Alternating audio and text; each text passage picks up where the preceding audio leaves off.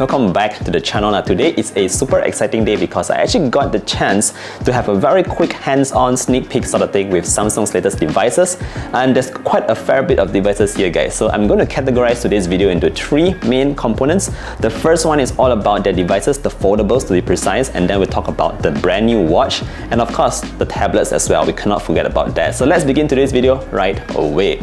Now in terms of the foldables, obviously we do have the Galaxy Z Fold 5 as well as the Galaxy Z Flip 5. So I want to start off with the one that I personally am super excited to test out, and that's actually the Galaxy Z Flip 5, the flipping phone, guys. Right, so the biggest upgrade here is obviously in its external screen.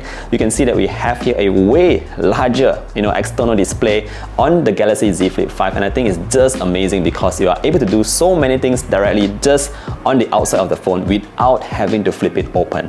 Alright, so a couple of things that you can actually do here is obviously you can put in more kind of widgets. The widgets are very interactive. That means you can actually tap into them, interact with it, and find out more information. Again, directly from the flip itself, the external screen, you don't have to open it.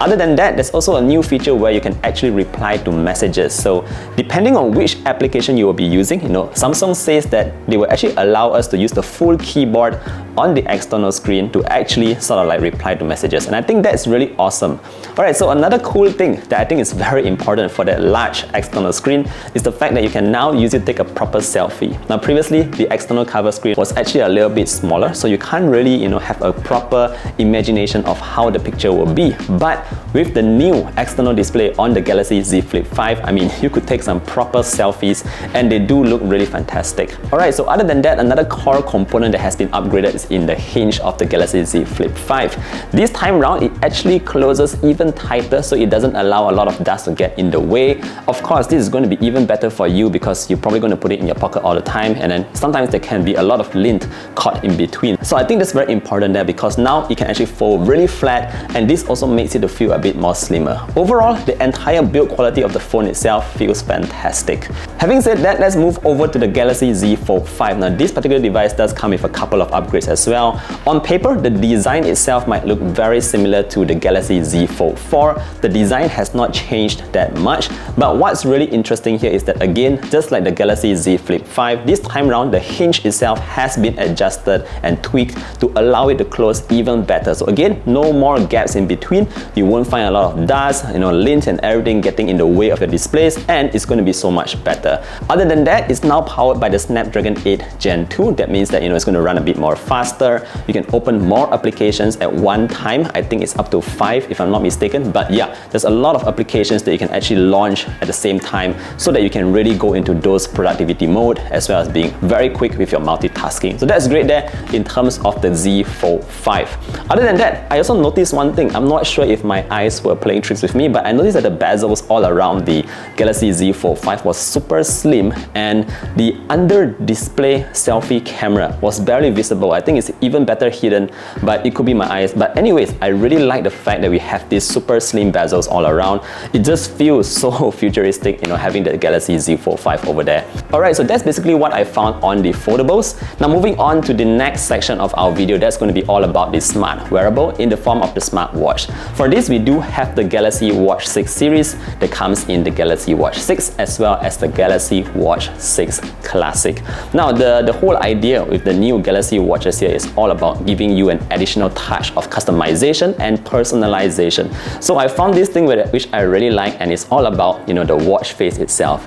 Now I think the watch face is very important to a lot of users because that's the main screen that you actually see whenever you look at your smartwatch. And this time around, Samsung actually put in a couple of interesting cool features where you can tweak it using your own photo. You have all these kind of funky kind of formats, which I think looks super cool, and it's not just the younger generation who are going to enjoy it, but people of my age, which unfortunately I'm getting a bit older. But yeah, I do find it very fun to play with because it just adds that little touch of customizations to make that watch yours.